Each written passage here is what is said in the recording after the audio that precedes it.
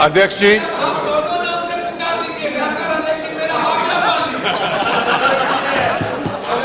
Yes,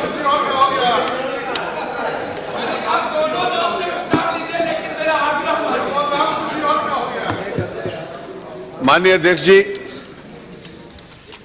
मैं आभारी हूं सदन के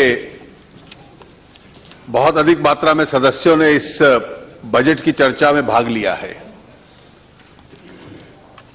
मैं एक प्रारंभिक टिप्पणी करना चाहूंगा कि मैंने बहुत बजट की चर्चाएं देखी हैं, लेकिन आज जितने भी पिछले 3 दिन में लोग सांसद बोले, सब लोग लगभग बहुत तैयारी के साथ बोले। और इस बहस का एक और महत्व भी था कि जितनी महिला सदस्य बोली उसका स्तर बहुत अच्छा था। It was exceptionally good.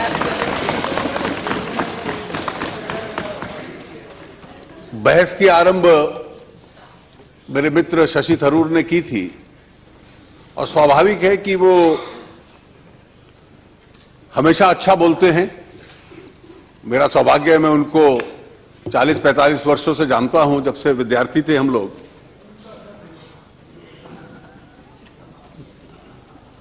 उन्होंने सरकार की आलोचना भी की, बजट की आलोचना भी की, लेकिन उस आलोचना में अर्थशास्त्र कम था और कविता ज्यादा थी।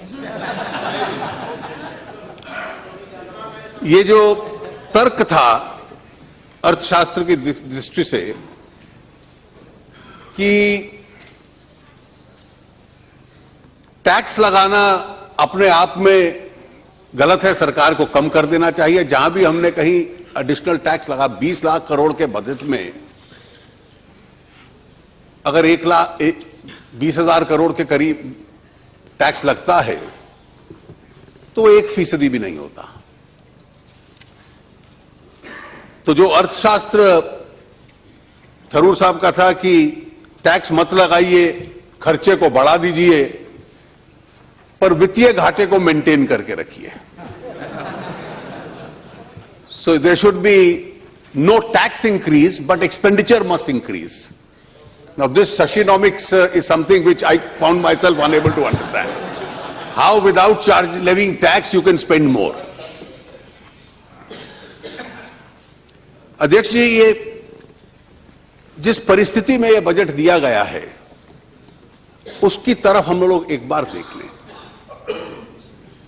शायद इतनी गंभीर आर्थिक परिस्थिति पूरे विश्व की पिछले कई वर्षों में नहीं हुई। ये चिंता की परिस्थिति है, चुनौती की है और लगभग एक संकट की दिशा में जा रही है। और विश्व की अर्थव्यवस्थाएं एक दूसरे के साथ इतनी जुड़ गई हैं कि विश्व के किसी कोने में भी अगर कुछ होता है तो स्वाभाविक है कि उसका असर पूरी दुनिया में जाएगा। अगर हम देखें कि सबसे बड़ी चिंता इस वक्त दुनिया में है कि जो चाइना की अर्थव्यवस्था में मंदी आई है। चाइना वो देश है जो लगभग 30 वर्ष तक 9 और 10% की औसत के साथ बढ़ा है। ये अनप्रेसिडेंटेड था। It was unprecedented for 30 years to grow at an average of 9% plus.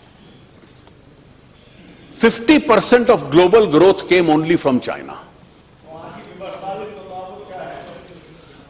और उसके बाद अचानक चाइना का ग्रोथ रेट कम हो जाए, उसका स्वाभाविक असर पूरी दुनिया पे पड़ता है।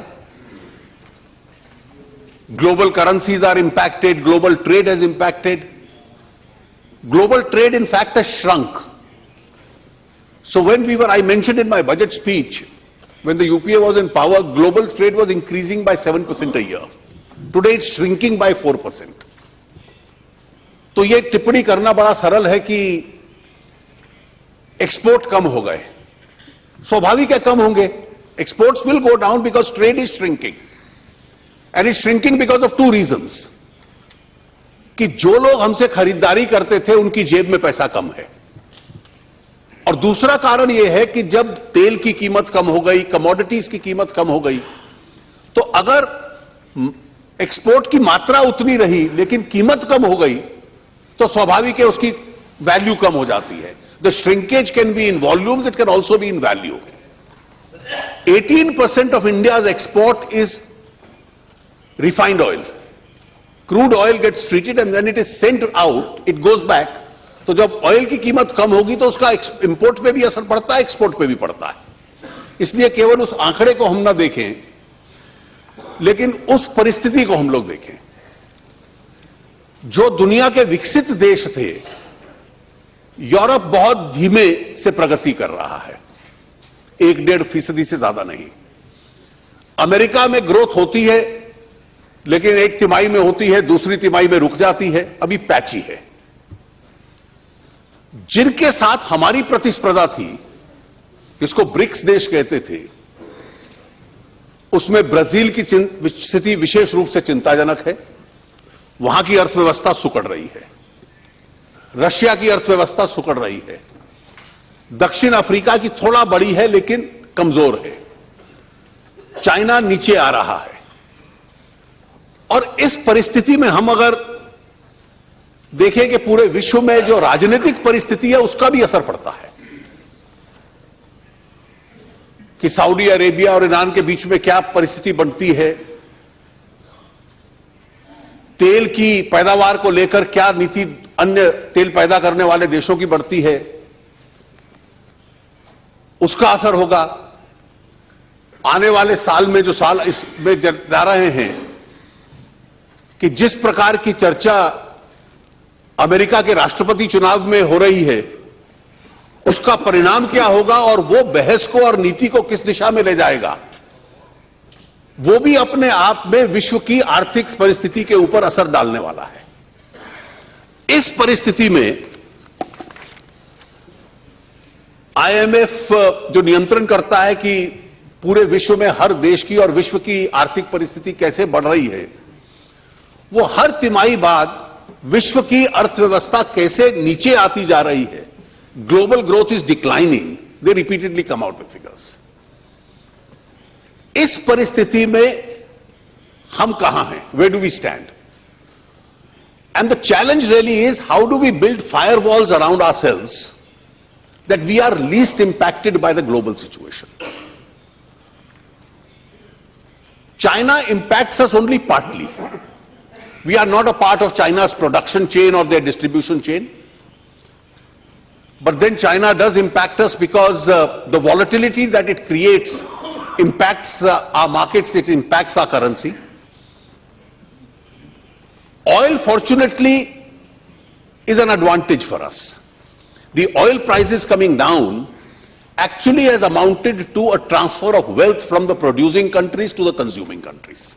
And therefore, oil is an advantage for India. We are net buyers, it is therefore helping us. But then globally, the export markets have shrunk. Job markets all over the world are shrinking. And under these circumstances, we did about 7.2, 7.3% growth last year. This year it is expected it will be about 7.5 or 7.6. That is the figure which was indicated by the experts. Despite this, our basic economic parameters, our macro data seems to be reasonably good. Current account deficit will be below 1.5%. Inflation, some comments were made, I have the data, I need not go into details. We inherited an economy of near double-digit inflation. When we came into power 22 months ago, it was double-digit inflation. And over that time, it's gradually been under control, never crossed 6%. In fact, for the 15th or 16th month in a row, the wholesale price index is in the negative. Even today, the data which has come out, the wholesale price index is in the negative. The consumer price index, it has come down again today. Foreign exchange reserves, fortunately good.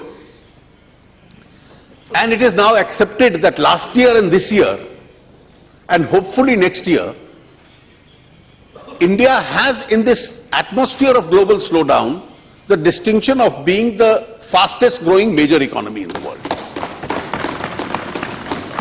But then we have our own areas of worry.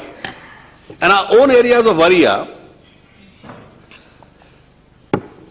how are we growing? हमारी जो विकास हो रहा है, जो 7-7.5% का विकास है, ये किस ताकत पे हो रहा है? जो इंजन है इस अर्थव्यवस्था को चलाने वाला वो कौन से हैं? निजी क्षेत्र का जो निवेश होता है वो आज भी कमजोर है, और कमजोर इसलिए है, और इसमें कोई राजनीतिक टिप्पणी मैं नहीं कर रहा, प्राइवेट सेक्टर ने अपने आप को काफी ओवरस्ट्रेच कर लिया था, खूब बैंक से पैसा मिला था, आज उनमें से कई उसको लौटा नहीं पा रहे, और इसके पीछे एक मूल कारण भी है कि जिन क्षेत्रों में काम करने के लिए उन्होंने पैसा लिया था, जिन सेक्टर्स में, उन सेक्टर्स में ग्लोबल स्लोडाउन का या डोमेस्टिक स्लोडाउन का प्रभाव है। 2 वर्ष बरसात, जैसा माननीय सदस्यों ने कहा, 13% कम हुई, और इसलिए कृषि की पैदावार की बहुत चिंता नहीं है क्योंकि आज भी सरप्लस है, लेकिन गांव में जो खरीदारी करने की क्षमता है, परचेजिंग पावर है, वो कमजोर हो जाता है। और उसके अतिरिक्त जो विश्व के बाजार में हमने सामान भेजना है, क्योंकि विश्व की अर्थव्यवस्था में मंदी है, तो उसकी भी कमी आई है। इस परिस्थिति में पिछले वर्ष हम लोगों ने यह तय किया था कि जो सरकारी खर्चा है, जिसको हम पब्लिक एक्सपेंडिचर कहते हैं, public expenditure will be the key driver of India's growth. और पिछले साल जो इंफ्रास्ट्रक्चर पे और अन्य क्षेत्रों में पब्लिक एक्सपेंडिचर हम लोगों ने बढ़ाया, उसकी वजह से अर्थव्यवस्था ने अपने आप में कुछ तेजी पकड़ी। दूसरा, विदेशी निवेश देश में खूब आया, उसकी मात्रा बढ़ी, तो एफडीआई आने से भी एक प्रकार से अर्थव्यवस्था को लाभ हुआ है। निवेश नहीं होगा तो आर्थिक गतिविधि नहीं होगी, रोजगार नहीं होगा। और शहरी क्षेत्रों में, अर्बन एरियाज में डिमांड बढ़ी है, और इसलिए वो चीजें जिसका शहरी क्षेत्रों में ज्यादा प्रयोग होता है, उसकी बिक्री, उसका व्यवसाय अपने आप में बड़ा है। और इसके साथ साथ इसके बढ़ने से एक अच्छे स्तर की अर्थव्यवस्था हम लोग बढ़ा पाए हैं। लेकिन मैं आज भी मानता हूं कि जो इस देश की क्षमता है, आज इस मंदी के दौर में बाकी दुनिया की तरफ हम देखें, we compare ourself to the rest of the world, we are doing well. We compare ourself with our own standards, we can probably do better in a more helpful environment. And when I say helpful environment, I mean both globally a helpful environment and domestically at least an absence of an obstructive environment. And therefore, what was the philosophy behind the budget?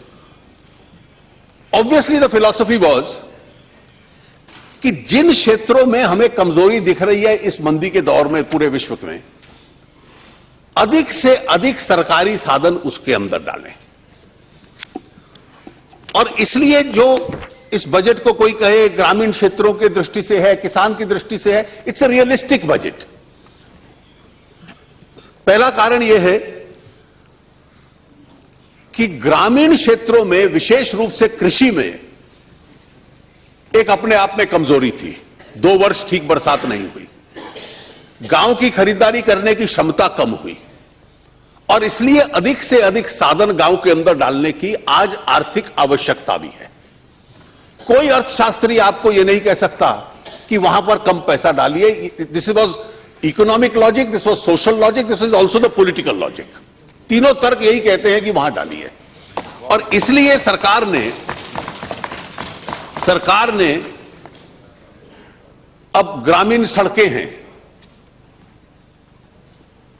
पहले 8,000 9,000 करोड़ होता था, और यह तर्क देना कि राज्यों को हिस्सा देना पड़ रहा है, राज्यों को जो साधन जाता है वो भी इस देश के लिए ही जाता है, राज्य के लिए जाता है, और राज्य की सरकारें तो लोगों के ज्यादा नजदीक होती हैं केंद्र से, और इसलिए कई योजनाएं ऐसी हैं जिसमें केवल केंद्र देता है और आज राज्यों का मैं आपको आंकड़े दूंगा कि राज्यों की आर्थिक परिस्थिति हम लोगों ने कैसे खड़ी की है और जो कमजोर हैं राज्य, उनके लिए हम लोग आगे क्या करने वाले हैं। जहां तक राज्यों की परिस्थिति है कि आज ग्रामीण सड़कें 60% केंद्र देता है और यह मुख्यमंत्रियों ने तय किया, उनकी कमेटी की रिकमेंडेशन थी 40% अब राज्य देंगे, क्योंकि राज्यों के पास भी साधन फाइनेंस कमीशन के बाद अधिक है। हम लोगों ने जो 8,000 9,000 करोड़ साल का जाता था, हमारा हिस्सा लगभग हो गया 18,000, राज्य का हो गया 9,000 और अब इस वर्ष 27,000 करोड़ ग्रामीण सड़कों में जाएगा, यानी पहले की तुलना में 3 गुना ज्यादा जाएगा। गांव में, हर गांव में बिजली पहुंचे, ये जो चुनौती है कि 2018 तक पहुंचे।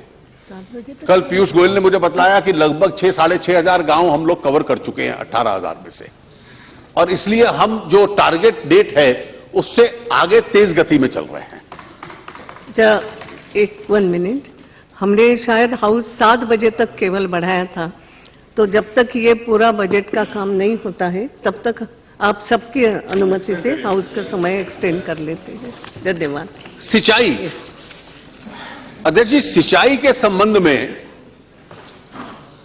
यह स्वाभाविक है कि हम अगर इंफ्रास्ट्रक्चर में लगाते हैं पैसा और उद्योग के लिए लगाते हैं तो इंफ्रास्ट्रक्चर बनेगा, उद्योग लगेगा, उद्योग मुनाफे में आएगा, उसमें रोजगार मिलेगा, तो 5, 7, 8 साल लग जाते हैं उसका प्रभाव आने में।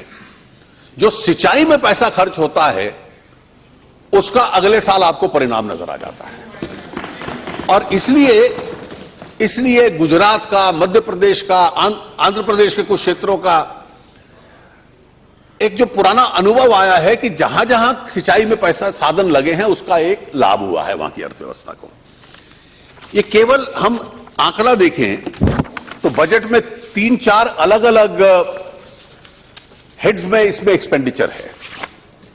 सिंचाई जो है वो स्टेट लिस्ट में है, जिम्मेवारी राज्यों की है और राज्य इस पे जो खर्चेंगे वो अलग है। केंद्र ने 4-5 हेड्स में सिंचाई के लिए अलग अलग साधन दिए, एक्स्ट्रा बजटरी रिसोर्सेज लगाए और उसके साथ साथ नाबार्ड भी उसमें योगदान देगा और एक विशेष रूप से irrigation fund is going to be created and whatever commitments are required by some special states, the Polavaram project for instance, we are going to make sure that special funds, whatever the commitment is, so that those areas can get water, are certainly going from this expanded resources as far as irrigation is concerned, which we have created. We will get the particulars. I'm just making sure, because once a 20,000 crore fund is created, several states, I've just given, because that issue is part of the centre's commitment, so I've just referred to it, but it applies to all the states. इसके अलावा interest subvention 6,000 crore 7,000 crore मिलता था, इस बार हमने 15,000 करोड़ दिया है। और मुझे तो परसों किसी ने सुझाव दिया एक विशेष बैठक में कि जो कानून हमने पास किया है, जो ब्याज भी हम लोग सहायता करते हैं वो भी डायरेक्ट किसान के खाते में भेजो। इस तरह के सुझाव अब आने शुरू हो गए हैं और इस बार जो इंटरेस्ट सबवेंशन किसान का होगा सबसे अधिक होगा। मनरेगा का मैंने उदाहरण दिया, सदस्यों ने कहा इस बार 38,500 करोड़ अगर हम खर्च करते हैं तो किसी वर्ष में खर्च हुआ मनरेगा का सबसे अधिक खर्चा होगा। प्रधानमंत्री जी के बयान को लेकर बहुत कहा जाता है, उन्होंने ठीक बयान दिया। उन्होंने अगर 65 वर्ष बाद भी हमें कानून चाहिए कि किसान की जेब में एक रोजगार डालना है क्योंकि उसके पास साधन नहीं है, तो यह हमारी विफलता की निशानी है। इसको कहने में क्या गलत है? और इसलिए वो निशानी होते हुए हम अगर एक योजना है तो ग्रामीण क्षेत्र में उसके माध्यम से अधिक साधन पहुंचाएंगे, तो चाहे सड़क के माध्यम से, कृषि सिंचाई के माध्यम से, ब्याज के माध्यम से, मनरेगा के माध्यम से, स्वच्छ भारत के माध्यम से, बीमा योजना के माध्यम से, रूरल हाउसिंग के माध्यम से, हर पंचायत को जो साधन जाने वाले उसके माध्यम से, तो एक एक हेड में हम लोगों की जो योजना बनी है कि अधिक से अधिक साधन ग्रामीण क्षेत्र में जाएं, क्योंकि अर्थव्यवस्था का जो सबसे कमजोर सेक्टर है आज वो है, और इसलिए उस सेक्टर के अंदर ताकत देने की आवश्यकता है। आज इंफ्रास्ट्रक्चर की हम लोग स्थिति देखें, हाईवेज एक प्रकार से रुकावट पे आ गए थे, स्टैंड स्टिल थे। वाजपेयी जी ने शुरू किए थे, फ्लैगशिप प्रोजेक्ट माना जाता था, और एक प्रकार से धीरे आते आते 2, 3, 4 किलोमीटर पर रोज की स्थिति पे आ गए। पहले 17 टेंडर जो गडकरी जी के मंत्रालय ने निकाले, एक व्यक्ति ने उस टेंडर का जवाब नहीं दिया, क्योंकि जिस तरह से संचालन हो रहा था, हर टेंडर को लेकर, हर कॉन्ट्रैक्ट को लेकर कॉन्ट्रैक्टर से झगड़ा है। सारे ठेकेदार जो बनाते हैं वो एक प्रकार से बैंकरप्ट हो गए। हमारे आंध्र प्रदेश, तेलंगाना के जो मित्र यहां हैं वो जानते होंगे कि बहुत सारे लोग बनाने वाले उनके राज्यों से आते थे। यह परिस्थिति हो गई कि कोई बैंक उनको छूने को तैयार नहीं था। यह परिस्थिति हाईवेज की हो गई, और इसकी वजह से हाईवेज पैरालाइज हो गए। हमने पिछले साल के बजट में अधिक साधन दिए। इस साल 55,000 करोड़ एक, 15,000 करोड़ एक, 70,000, 27,000 करोड़ ग्रामीण सड़क, और जब 97,000 करोड़ हाईवेज और सड़कों में जाएंगे सरकारी साधनों से, तो फिर निजी क्षेत्र भी अपनी रकम लगाता है, क्योंकि यह क्षेत्र घूमने वाला है, और हाईवे सेक्टर जो था वो अपने आप में दोबारा इस देश का रिवाइव हुआ है। ग्रामीण सड़कों का मैं जिक्र कर चुका हूं। एयरपोर्ट्स हैं, हर राज्य में ऐसी एयर स्ट्रिप्स हैं, छोटे शहरों में भी हैं, जो दूसरे महायुद्ध में अंग्रेजों ने 160 एयर स्ट्रिप ऐसी बनाई थी जो अनयूज्ड हैं। एयरपोर्ट अथॉरिटी के 25 एयरपोर्ट ऐसे हैं जहां एक जहाज नहीं उड़ता। तो इस बार हम लोगों ने कहा कि राज्य सरकारों से बात कर कर कोई आरंभ तो करे, कोई 10-5 एयरपोर्ट हर साल नए उसमें पैसा लगाएं। एक मॉडल बनाया है जिसमें 50 से 100 करोड़ तक एक एयरपोर्ट बनाने में, वहां छोटा एयरपोर्ट जहां 1 फ्लाइट 2 फ्लाइट रोज की आ सके।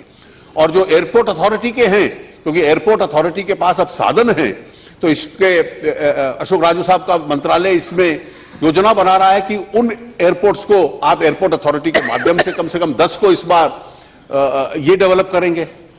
सी पोर्ट्स क्लॉग्ड हैं, उसमें निजी क्षेत्र कुछ सरकारी साधन के माध्यम से अब कॉर्पोरेटाइज्ड पोर्ट्स आए, इसका हम लोग प्रयास करें। पावर सेक्टर की यह स्थिति थी कि आज हम अगर बैंक के एनपीएस देखते हैं तो बहुत सदस्यों ने उसका जिक्र किया। बैंक्स की क्या क्षमता है? Banks are supposed to support growth. Bank पैसा देगा तो उससे उद्योग खड़ा होगा, बैंक पैसा देगा तो किसान खेती कर पाएगा, बैंक पैसा देगा तो उसमें कोई व्यक्ति मुद्रा योजना से खड़ा कर पाएगा। लेकिन अगर बैंक की ऋण देने की क्षमता समाप्त हो जाएगी तो बैंक की क्षमता उस विकास को समर्थन करने में, सपोर्ट करने में अपने आप में समाप्त हो जाएगी। आज बैंक्स की यह स्थिति थी। ये कोई एनपीएस अब नहीं आए। पिछले बार 31 दिसंबर को संख्या क्यों बढ़ी? और एक अखबार ने एक अभियान चलाया कि बैंक्स ने लोन राइट ऑफ कर दिए। 1 रुपया किसी ने राइट ऑफ नहीं किया। एनपीए का अर्थ है कि जब तक अकाउंट फंक्शनल है तो बैंक को यह उम्मीद रहती है कि यह व्यक्ति पैसा वापस करेगा। एनपीए जब होता है तो उसको लगता है कि यह नॉन परफॉर्मिंग अकाउंट है, यह ना ब्याज वापस कर पा रहा है ना मूल वापस कर पा रहा है, और इसलिए उसकी जो कॉलम है, जो श्रेणी है, उसको एनपीए में डाल देते हैं। तो द कैटेगराइजेशन इज चेंज्ड। इसमें ऋण माफी नहीं होती किसी की। किसी समाचार पत्र ने इस रिक्लासिफिकेशन, जिसको प्रोविजनिंग कहते हैं बैंक की भाषा में, इस प्रोविजनिंग को ऋण माफी मांग लिया। किसी ने पीआईएल डाल दी। सुप्रीम कोर्ट ने कहा यह ऋण माफी कैसे हुई? कोई 1 रुपया भी ऋण माफी नहीं हुई। It's only a reprovisioning. From one category you go to another category. अब बैंक की असली परिस्थिति को हम छुपा कर रखें, You indefinitely can't clean up a room by sweeping the dust below the carpet. Carpet के नीचे गंदगी डाल दे तो उसका यह मतलब नहीं कि कमरा साफ हो गया। तो आपको स्पष्ट बताना चाहिए कि ताकत क्या है। अब स्वाभाविक है, अब इन एनपीएस के पीछे दो कारण हैं। एक कारण यह हो सकता है कि गलत व्यक्ति को ऋण बैंक ने दे दिया। दूसरा कारण, और वो व्यक्ति का वापस नहीं कर पाया, उसकी नीयत में खोट था, वो तो फ्रॉड केस है। दूसरा कारण यह रहता है कि बिजनेस फेलियर है, इकोनॉमिक फेलियर है उस सेक्टर का। और मैं आपको स्पष्ट बताऊं हमारे देश की क्या परिस्थिति हुई, और मैं चाहूंगा मेरे अन्य दलों के, एक विशेष रूप से कांग्रेस के लोग भी, मैं इसमें राजनीतिक दृष्टि से इसकी टिप्पणी नहीं करूंगा, लेकिन वास्तविक स्थिति समझे। हमारे देश में सबसे अधिक एनपीए हुआ है स्टील में। स्टील में क्यों हुआ? कि हमारी क्षमता जो स्टील की है, स्टील बनाने की, जो तक देश में स्टील चाहिए उतनी क्षमता है। चाइना के पास सरप्लस कैपेसिटी है, और चाइना ने जो कीमत पे स्टील बनता था उससे आधी अधूरी कीमत पर जब वहां मंदी आई तो अपनी उद्योग को जीवित रखने के लिए दुनिया के बाकी देशों में सस्ते दाम पर स्टील भेजना शुरू कर दिया। They flooded the global markets with their steel, और यह कुछ समय से चल रहा था। और उसका असर यह हुआ कि हमारी स्टील बनाने वाली कंपनियां, वो स्टील बनाती थी, उनका कोई खरीदता नहीं था क्योंकि चाइना से सस्ता मिलता था। यह केवल हिंदुस्तान के साथ नहीं हुआ, पूरे यूरोप के साथ हुआ, अमेरिका के साथ हुआ। और इसलिए स्टील की कंपनियां, मैं चाहूंगा कि लोग इकोनॉमिक सर्वे को पढ़ें, एक बहुत अच्छा चैप्टर है उनका इस पे। उन्होंने कहा it's a twin balance sheet problem. Twin balance sheet का दोहरी समस्या यह है कि स्टील मिल्स की अपनी बैलेंस शीट खराब हुई और वो बैंक्स को पैसा नहीं दे पाए, बैंक्स की बैलेंस शीट खराब हो गई। अब इसमें कोई आवश्यक नहीं है कि उसमें किसी ने फ्रॉड किया हो, यह एक इंटरनेशनल इकोनॉमिक फैक्टर था जिसकी वजह से हुआ। अब सरकार क्या चुप बैठी रही? इस पे कार्रवाई पिछले 3-4 साल से होनी चाहिए थी, जब ये स्थिति बिगड़ रही थी। हमने स्टील की कस्टम ड्यूटी बढ़ाई, उसके अलावा इस तरह के स्टील का अटैक हो जाए उसको रोकने के लिए और ड्यूटीज बढ़ाई। हम बढ़ाते गए, चीन दाम कम करता गया, और यह खेल चलता रहा। फिर हमने मिनिमम इंपोर्ट प्राइस तय कर दिया कि इस इंपोर्ट प्राइस से नीचे इस देश के अंदर बाहर से स्टील नहीं आएगा। अब ये तीनों कदम उठाने के बाद आज हमारी मिलों की स्थिति में पिछले कुछ महीनों में सुधार आया। अगले 2-3 तिमाहियों में स्टील दोबारा से खड़ा हो सकता है, और उसकी एक उम्मीद है। चीनी मिलें, गन्ना किसान को पेमेंट नहीं थी, दुनिया में चीनी का दाम गिर गया। ब्राजील की चीनी तो 18 रुपए किलो पे मिल रही थी, सबसे अधिक पैदावार वो लोग करते हैं। और इसलिए हमारे यहां मिनिमम सपोर्ट प्राइस, स्टील का जो स्टेट एडवाइस प्राइस होता है, वो अधिक था शुगर केन का। उससे मिलें घाटे में चली गई, मिलों ने पैसा देना बंद कर दिया। सरकार ने 2-3 योजनाएं बनाई, बैंकों से पैसा दिया ताकि स्पष्ट रूप सीधा किसान के पास जाए, और 21,000 करोड़ जो किसान का देना था वो घटाते घटाते आज 1800 करोड़ पे आ गया है। और अब दुनिया के बाजार में थोड़ा सा चीनी का दाम बढ़ा है, और उस बढ़ने से चीनी मिलों को भी राहत मिली है, और इस परिस्थिति में भी, इस क्षेत्र में भी सुधार आया है। तीसरा हाईवेज का क्षेत्र था। हाईवेज का मैंने जिक्र किया, एकदम ठप पड़े थे, अब दोबारा पिछले साल भर से हाईवेज रिवाइव हुए हैं, और इसलिए हाईवे बनाने वाली कंपनियों की बैलेंस शीट सुधरेगी तो उसका बैंक की बैलेंस शीट पे असर पड़ेगा। इन 3 क्षेत्रों में सुधार आया। चौथा जो सबसे गंभीर था वो बिजली। कोल माइंस दे दी गई, बिजली के हमने कॉन्ट्रैक्ट्स किए, बीच में कोल माइंस का झगड़ा हुआ, वो चलो उसका स्पष्ट हल ढूंढे। हमने बिजली की पैदावार बढ़ा दी, पैदावार बढ़ाने के बाद पूरे राज्यों तक बिजली पहुंचा दी, ग्रिड भी बन गए। लेकिन कुछ राज्यों ने यह सोचा, और यह हम सब के लिए एक सबक है, कुछ राज्यों ने यह सोचा कि राजनीति यह कहती है कि बिजली कीमत से सस्ते दाम पे भी दो। तो अगर एक दाम पे बिजली मिलती थी, खरीदते थे, या उसकी पैदावार की कीमत थी, तो उससे सस्ते दाम पे देनी शुरू कर दी। अब ये घाटा कौन उठाएगा? तो इस घाटे को उठाने का बिजली के कानून में, इलेक्ट्रिसिटी एक्ट में लिखा है कि सरकार अपने बजट में से दे। तो राज्य सरकारों के पास बजट में से देने की क्षमता नहीं थी, और राज्य सरकारों ने इसलिए बैंकों को कहा उधार देना शुरू कर दो, और बिजली कंपनियों ने बैंकों से उधार लेना शुरू कर दिया, और यह लगा कि सस्ती बिजली देंगे, चुनाव जीत जाएंगे। राजस्थान से जो सांसद हैं वो जानते हैं, 2008 में जब सरकार बदली तो बिजली कंपनी का घाटा 15,000 करोड़ था, बैंक का देना था। जब सरकार 2013 में गई राजस्थान की, तो वो 70,000 करोड़ हो चुका था। उस 70,000 करोड़ का असर यह हुआ, और ऐसे कई राज्य थे, और बैंक से पैसा लेकर सस्ती बिजली देते जाओ, और बैंक का पैसा कौन लौटाएगा, इसका कोई उत्तर नहीं।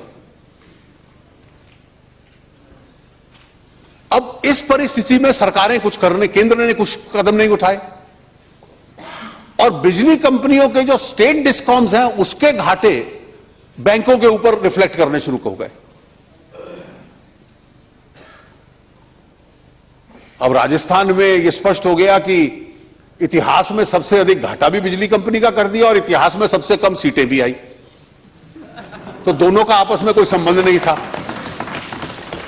अब नई सरकार आई, उसने कहा कि भाई मैं इसका क्या हल ढूंढूं। तो अभी बिजली मंत्रालय ने, पावर मिनिस्ट्री ने जो उदय स्कीम निकाली है कि सारे के सारे राज्य सरकारें इस घाटे को अपने बजट में लें, 3/4 घाटे को, फिर बॉन्ड्स दें बैंक्स को, बैंक्स उन कॉर्पोरेट बॉन्ड्स को बेचेंगे, उससे कम से कम जो ब्याज की वजह से बिजली की दर बढ़ती है वो कम होगी। फिर जो फीडर के संबंध में इनिशिएटिव्स हैं उसकी सुविधा दी। आज 15-16 राज्यों ने जो एमओयू है उसको साइन कर दिया, और धीरे धीरे लोगों को भी अभ्यास मिले कि जो सुविधा आप लेते हो उस सुविधा के लिए आपको पैसे देने पड़ेंगे, और अगर किसी कमजोर वर्ग को सरकार मदद करना चाहती है तो सरकार अपने बजट में से दे। बैंक से उधार लेकर दे दे और बैंक का पैसा वापस ना करे, यह परिस्थिति चल नहीं सकती। इसी प्रकार की समस्या है मैडम टेक्सटाइल्स में, इंफ्रास्ट्रक्चर एग्रीमेंट्स में, इंफ्रास्ट्रक्चर कॉन्ट्रैक्ट्स में, और कई ऐसे जो स्टॉल्ड प्रोजेक्ट्स हम कहते हैं उनको हल कैसे करेंगे। और इस देश में एक वास्तविक समस्या है, और मैं चाहूंगा कि खटके साहब इसमें आप भी अपनी पार्टी में चर्चा कीजिए, और हम लोग राजनीति से उठकर बात करें। कभी आप भी सरकार में थे, ये समस्या आती थी।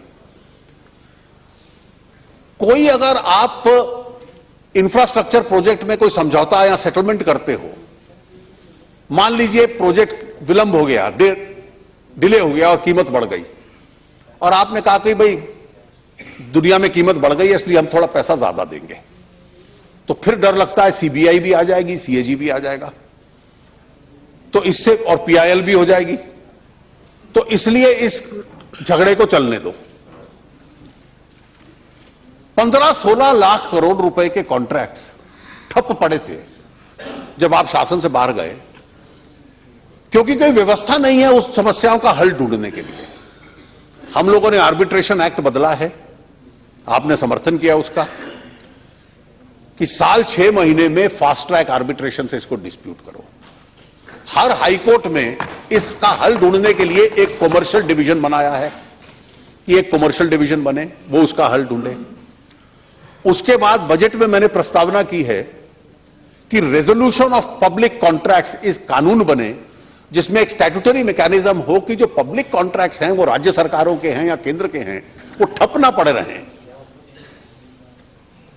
वो रोजगार भी देंगे, अर्थव्यवस्था को भी, राज्य को भी लाभ होगा, इसलिए उसको हल हम लोग ढूंढें।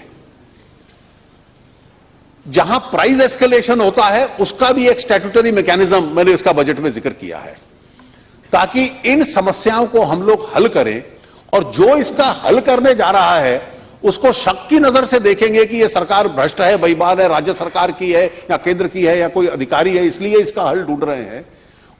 आज कोई कानूनी प्रोटेक्शन नहीं है, वो उसको मिले। और इसलिए अगर इस दिशा में हम लोग जाते हैं तो उसका अर्थव्यवस्था को भी अपने आप में लाभ होगा।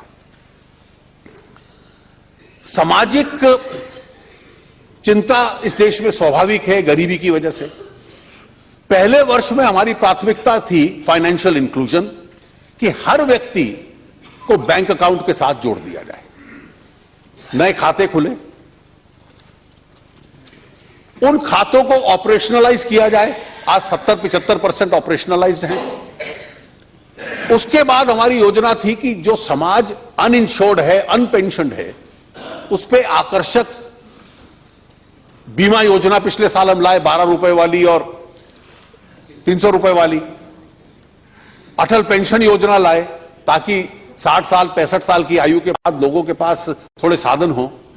और इस पूरी दुनिया में यह होता है कि पूरी विश्व में जैसे ही अर्थव्यवस्थाएं बढ़ती हैं तो बीमा और पेंशन, आप जीवन भर कमाओ और रिटायर होने के बाद आपको सरकारी पेंशन की सुविधा मिल जाए। कभी ना कभी समाज को उस दिशा में जाना पड़ेगा। हमने कुछ घोषणा उस इरादे से की थी, उसका कुछ लोगों को इतराज था तो हमने छोड़ दिया, लेकिन जो नेशनल पेंशन स्कीम में हम लोगों ने रियायत दी है वो इसी दिशा में है। और जो लोग उसमें जाएंगे उनको लाभ होगा कि अपने उस जीवन, और ये निजी लोग हैं, सरकारी लोग तो उसमें हैं ही, पब्लिक सेक्टर एम्प्लॉयज हैं, प्राइवेट सिटीजन ऑल्सो। हम में से भी कोई चाहे जिस आयु में हम लोग कमाते हैं हर महीने थोड़ा उसमें डाल दे, रिटायरमेंट के बाद मंथली पेंशन मिलती रहेगी और हमारे बाद बच्चों को मिलेगी और टैक्स रिबेट्स भी उसमें अपने आप में मिलेंगी। इस बार हम लोगों ने और आगे बढ़े। पहली योजना मैंने जिक्र किया, क्रॉप इंश्योरेंस। दूसरी सोशल सेक्टर स्कीम बनाई जिसको कि स्वास्थ्य मंत्रालय बना रहा है, कि 33% लोगों को, इस देश की 1/3 गरीब जनता को 1 लाख रुपया परिवार हर एक के पास कार्ड होगा और किसी भी प्राइवेट या पब्लिक हॉस्पिटल में जाकर अपना हॉस्पिटल इलाज करवा सकते हैं। और अगर वहां कोई सीनियर सिटीजन होगा और उस सीनियर सिटीजन के लिए 30,000 और मिलेगा। और ये 30,000 कहां से आया? जो पिछले साल बजट के साथ कानून पास किया था कि जिन सरकारी योजनाओं में, स्कीम्स में लोग पैसा जमा कराते हैं और 10-10, 20-20, 30-30 साल से कोई वापस लेने नहीं आए और वो व्यर्थ पड़ा है, उसको टेक ओवर कर उसके प्रीमियम के माध्यम से ये जो सीनियर सिटीजन हैं बीपीएल के, इनको 30,000 एक्स्ट्रा मिलेगा। आधार कानून हम लोगों ने पारित किया, लगभग सभी दलों ने उसका समर्थन किया। पहले वर्ष में एलपीजी में डायरेक्ट बेनिफिट ट्रांसफर से 25% का लाभ हुआ है। सब्सिडी सही व्यक्ति को मिले, गरीब आदमी को मिले और कोई नाजायज व्यक्ति उसका लाभ ना उठा पाए, उसका उद्देश्य था। अब इसमें से जो गिव इट अप और ये जो लाभ हुआ है,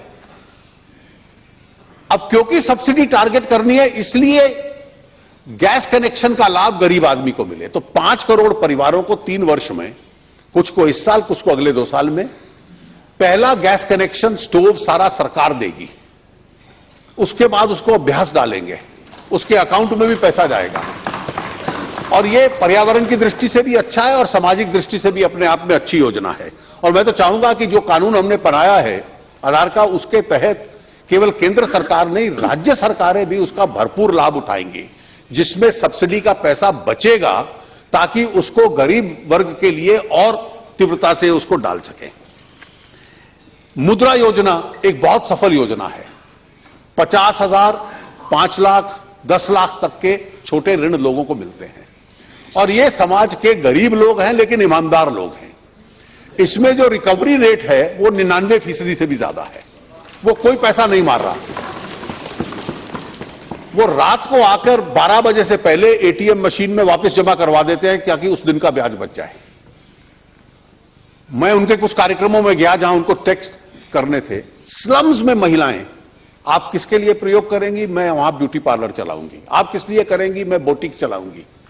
उनकी उम्मीद भी बढ़ रही है और इसमें अधिकतर व्यक्ति, 70 से ज्यादा फीसदी लोग जो इसका लाभ उठा रहे हैं वो महिलाएं हैं, जो घर के अंदर एक सेकेंड इनकम बनाने का प्रयास कर रही हैं। इसका अल्पसंख्यक वर्ग के लोगों को, SC ST को भरपूर लाभ मिलेगा, क्योंकि इस प्रकार सरकार या निजी क्षेत्र हर एक को इस देश में रोजगार नहीं दे सकता, इसलिए लोग अपने पांव पे खड़े हो जाएं, ये उसका प्रयास है। और उसी दिशा में हमारा जो स्टार्टअप या स्टैंडअप है, और इनके लिए साधनों की कमी नहीं होगी।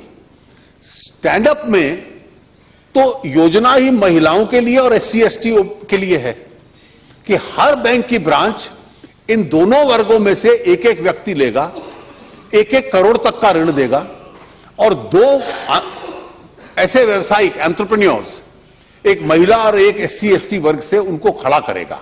और इस देश में 1.5 लाख से ऊपर ब्रांच है, 2.5-3 लाख ऐसे नए एंटरप्रेन्योर हम लोग एक साल में खड़े कर पाए, उनको ऋण देकर अपना व्यवसाय करके ये अपने आप में आगे बढ़ेगा। मैंने अध्यक्ष जी पहले भी कहा कि हमारा बजटरी अकाउंटिंग डिफरेंट है। ये पहला बजट है जिसमें हमने जो योजना बनाई, जितना खर्चा कहा था उससे ज्यादा किया है। कोई 1-1.5 लाख करोड़ हमने काटा नहीं है फिस्कल डेफिसिट मेंटेन करने के लिए। इसमें जो आर्थिक सुधार की प्रक्रिया थी कि इस देश में जो पैदा होती है, पैदावार होती है कृषि की, उसमें कहीं से भी निवेश आए, डोमेस्टिक हो बाहर से आए, लेकिन इस देश की पैदावार प्रोसेस हो, व्यर्थ ना जाए, उसका किसान को लाभ होगा। ट्रांसपोर्ट सेक्टर को हमने खोला। आधार एक अपने आप में क्रांतिकारी योजना है। राज्यों को हमने कितना दिया? पिछले वर्ष राज्यों को 6,68,000 करोड़ टोटल मिला, 6.68। गत वर्ष में मिल रहा है 8.11 लाख करोड़। अगले साल मिलेगा 9.11 लाख करोड़। यह हिस्टोरिक है तीनों वर्षों का, एक के बाद एक जो बढ़ता जा रहा है राज्यों का शेयर। और मैं शिकायत की दृष्टि से नहीं कह रहा, GST लागू होगा, ये सेसेस अपने आप समाप्त हो जाएंगे। लेकिन एक चीज स्पष्ट याद रखिए कि केंद्र को भी सर्वाइव करना है। I am sure Shashi will appreciate that India, that is the union of states, the union has to survive, therefore it has to financially survive. Having given 42% to the states, then through various schemes to the states, then obviously the union needs some money. And these are methods of keeping some resource with the unions, so that you need for the union funding itself plus others. You can't have a union which is penniless and which is then dependent on the states for its survival. आप एक बार इसकी कल्पना कीजिए, taxation के संबंध में हम लोगों की क्या नीति रही। डायरेक्ट टैक्स, पहले बजट में मैंने 2 लाख की छूट को 2.5 लाख किया। 80C में जो छूट 1 लाख मिलती थी उसको 1.5 लाख किया। घर के लिए जो उधार लिया उसमें जो छूट मिलती थी उसको 50,000 बढ़ा दिया। पिछले साल मेडिकल के नाम पर बढ़ाया,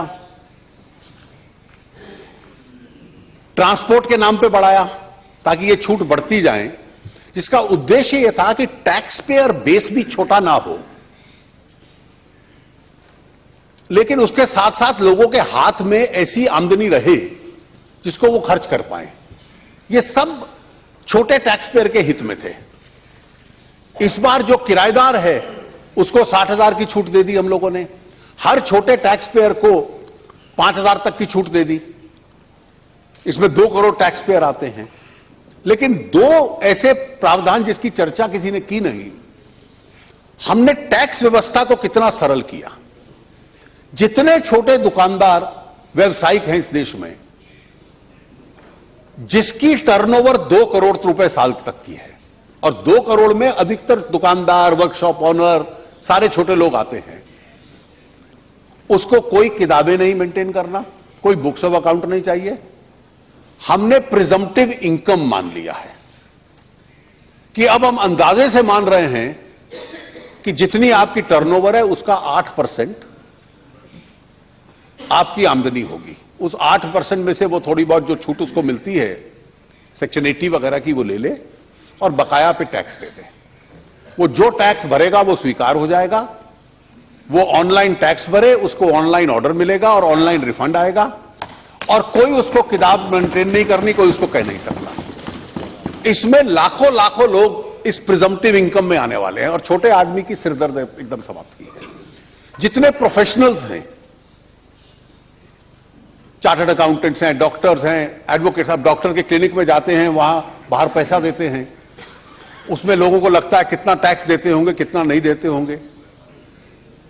हमने सारे प्रोफेशनल्स को एज ए क्लास कह दिया कि जितनी भी आप अपनी इनकम डिस्क्लोज करोगे, इनकम उसका 50% माना जाएगा, 50% आपका खर्चा माना जाएगा, कोई किताब लाने की जरूरत नहीं है, कोई आप असेसमेंट भरिए और उसको स्वीकार कर लिया जाएगा। जो नौकरी पेशा है, सैलरीड है, उसको तो वैसे तकलीफ नहीं होती। अधिक से अधिक हमारी असेसमेंट्स ऑनलाइन होंगी, जो प्रश्न पूछे जाएंगे वो ऑनलाइन होगा और डिपार्टमेंट को एक प्रकार से फेसलेस बना दिया जाए। जितने आइटम्स में हमने छूट दी है, उसके पीछे उद्देश्य यह था कि कुछ की ड्यूटी बढ़ाई ताकि विदेशों से सामान आता है तो उसकी तुलना में भारत में बढ़ जाए। ये सारा हम लोगों ने उस दृष्टि से इसको रखा है। हाउसिंग सेक्टर, सबसे अधिक लाभ हम लोगों ने हाउसिंग सेक्टर को दिया कि स्वाभाविक है कि इस सेक्टर के अंदर लाभ हो, और धीरे धीरे हमारे taxes, corporate taxes global level पे आ जाएं, ताकि निवेश आने में हम लोगों को उसमें भी अपने आप में लाभ हो पाए। अब बहुत टिप्पणी की गई सदन में भी, सदन के बाहर भी, कि काले धन का क्या हुआ।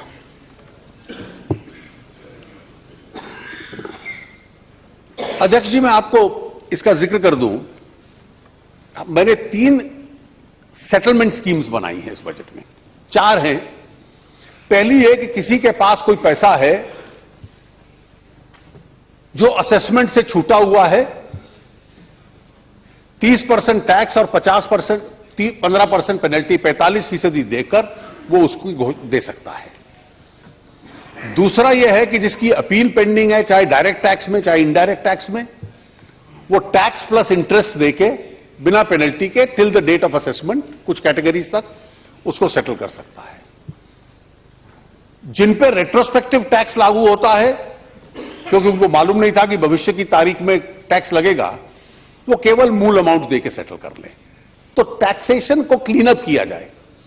अब ये कहा गया कि आपने 30 + 15 लगा दिया, and I heard a phrase, I have no problem with this phrase, Racist. It's a racist but this phrase is politically incorrect. It shows a racist mindset, that what is not fair is not lovely. World over, people frown on the use of such a phrase. In any case, I'll pass it off as ignorance. But let me come to economics. I have now gone through every scheme which came out when other governments were in power. You came out, let us say, with bearer bonds, which were called the black bonds. If you have cash, just deposit 10,000 rupees of cash in a bond, you will get 12,000 back, no tax, no penalty. Very fair? Black money converted into wife, no tax, no penalty. That is why I say this is used both out of ignorance that such a phrase is politically incorrect. It is also born out of ignorance of your own history. When the United Front was in power, and Mr. Chidambaram was the finance minister, the last such scheme came out. It was called the VDIS scheme. That VDIS scheme was, if you have any asset which you have not declared, you can now declare. But you can value it at the value of 1987. So 97 में आपने योजना बनाई और कहा 1987 की valuation दे दो. और आप पे कोई इंटरेस्ट नहीं लगेगा, कोई पेनल्टी नहीं लगेगी, आज की तारीख का टैक्स दे दो। और आप लोग तो समर्थन कर रहे थे उस सरकार का। अब उसका असर देखिए खड़गे साहब। वो स्कीम, अगर मैं एक बात कहूं, कई लोगों का कहना है अनैतिक थी, और इसलिए अनैतिक थी, it was immoral and improper, कि अगर एक व्यक्ति ईमानदार टैक्स पेयर है और उसने 10 लाख रुपया टैक्स 1987 में दिया, और जो डिसऑनेस्ट टैक्स पेयर था उसने 97 में 10 लाख दिया। सो ऑनेस्ट आदमी का 87 का 10 लाख तो 97 तक 25 लाख हो चुका था, और डिसऑनेस्ट वाला 10 लाख देख के चला गया, कोई पेनल्टी नहीं, कोई ब्याज नहीं। अभी नहीं हो रहा, इसलिए क्योंकि आज तो नेता को भी नहीं बचाया फेयर एंड लवली पे। आज नेता नहीं तो fair and lovely. Please it's serious matter, आप वहीं पे रुके रहिए।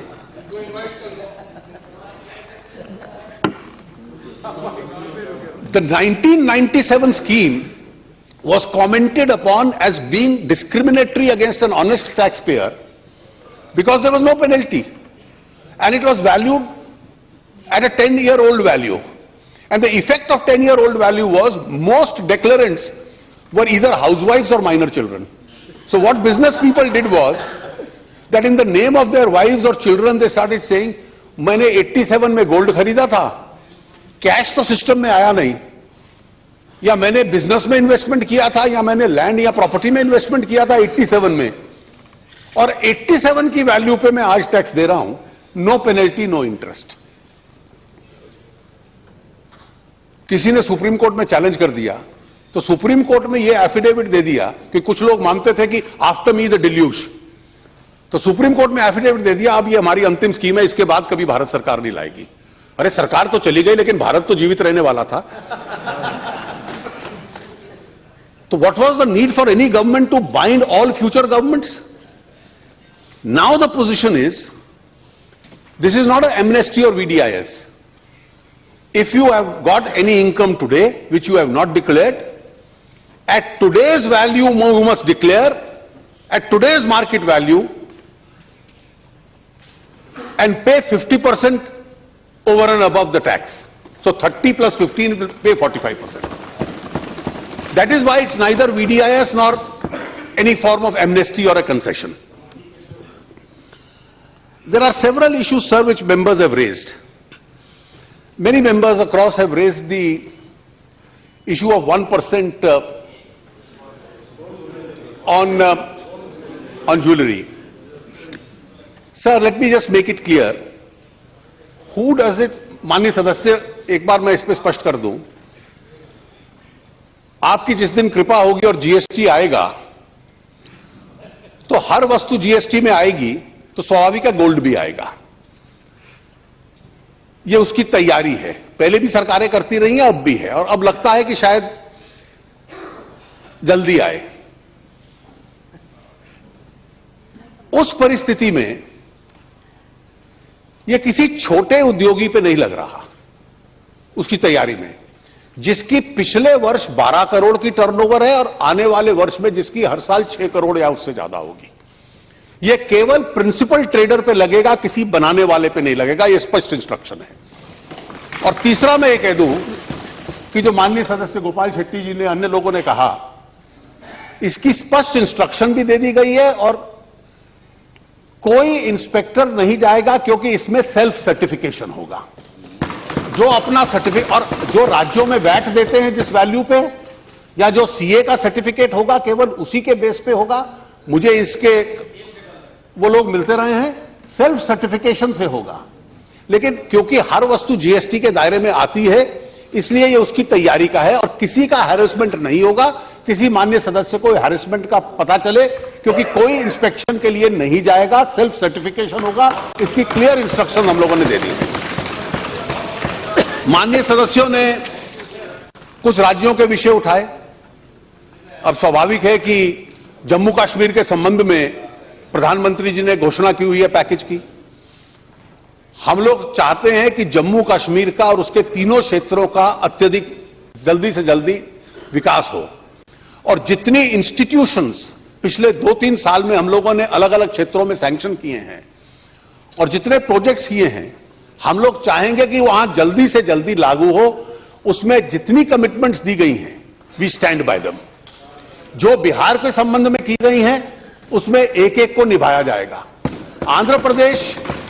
आंध्र प्रदेश के साथ माननीय सदस्यों का कहना सही है कि जब बंटवारा हुआ हैदराबाद क्योंकि तेलंगाना में आया, इसलिए एक कानून है आंध्र प्रदेश रीऑर्गेनाइजेशन एक्ट, उसमें दिया गया। पिछले वर्ष लगभग जितनी कमिटमेंट्स थी उसके अलावा 4-4.5 हजार करोड़ हमने एक्स्ट्रा उसी कमिटमेंट्स को पूरा करने के लिए दिया गया। उन कमिटमेंट्स को पूरा करने के लिए पैसे की आवश्यकता है, कैपिटल के लिए है। रेवेन्यू डेफिसिट जो फाइनेंस कमीशन ने दिया वो हम पूरा दे रहे हैं। जो पहले वर्ष का जो फाइनेंस कमीशन से पहले का था, उसको लेकर चर्चा राज्य से चल रही है। कुछ हमने पिछले साल दिया था, कुछ इस साल भी देंगे, इसकी कोई कठिनाई नहीं है। और इसके अतिरिक्त जो सबसे बड़ी चुनौती उनकी है कैपिटल, वो आगे बढ़ रहे हैं। धीरे धीरे हम उसकी योजनाओं में मदद कर रहे हैं। और पोलावरम के संबंध में मैंने पहले कहा, क्योंकि आपकी अर्थव्यवस्था कृषि उसके ऊपर निर्भर करती है, तो उसके लिए सरकारी साधनों से भी और नाबार्ड के माध्यम से जो फंड हम लोगों ने बनाया है, इसी प्रकार की योजनाओं की सहायता करने की दृष्टि से बनाया है। जितने भी उस कानून में हम लोगों की कमिटमेंट्स हैं, एक एक कमिटमेंट उस दृष्टि से हम लोग पूरा करने वाले हैं।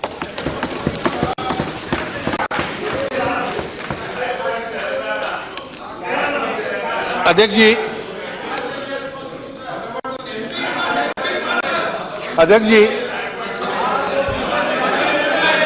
अभी चर्चा हुई।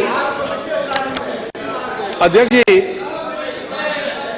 जी, शेड्यूल कास्ट, शेड्यूल ट्राइब सब प्लान, शेड्यूल कास्ट सब प्लान 12% इस बार बढ़ाया है, शेड्यूल ट्राइब 14.5% बढ़ाया है। इसके बाद एक कहा गया कि स्किल डेवलपमेंट के लिए कम कर दिया। पिछले साल 1000 करोड़ था, इस बार 1700 करोड़ दे दिया। आपने कहा कि जो पहले विकास योजना आवास योजना थी, प्रधानमंत्री आवास योजना जिसको कहते हैं, 54% घटा दिया। एक गलती हो गई, 54% बढ़ाया है। यूपीए के दौरान और पिछले वर्ष 10,004 करोड़ रुपए था, इस बार उसको 15,000 करोड़ रुपया कर दिया गया है। इसलिए एक एक आइटम जो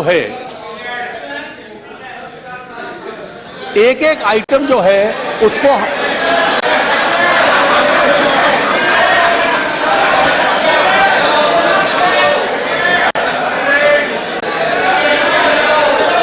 माननीय अध्यक्ष जी, माननीय सदस्यों की जो भावना है मुझे स्पष्ट रूप से समझ आ गई है, और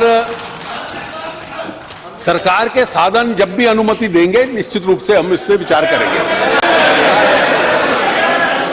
मैं इसलिए कह रहा हूं कि इस बजट में राज्यों के लिए, किसान के लिए, गरीब के लिए, ग्रामीण क्षेत्रों के लिए, आर्थिक सुधार के लिए, और जिस परिस्थिति में अर्थव्यवस्था आई है उसको और तेजी से हम लोग बढ़ा पाए, ये एक प्रयास किया गया है। मैं सभी माननीय सदस्यों से ये आग्रह करूंगा कि इन प्रस्तावों को वो स्वीकार करें, और विशेष रूप से जितने हमारे सुधार के कदम आते हैं, मैं खड़गे जी से विशेष रूप से अनुरोध करूंगा कि आपने इतने साल देश में राज किया है, कम से कम देश इस परिस्थिति में, दुनिया की में कमजोर परिस्थिति में कमजोर ना पड़े, उसमें सरकार आपके सहयोग और सहायता की अपेक्षा करती है। मुझे उम्मीद है कि वो सहायता और सहयोग आप देंगे। आपका बहुत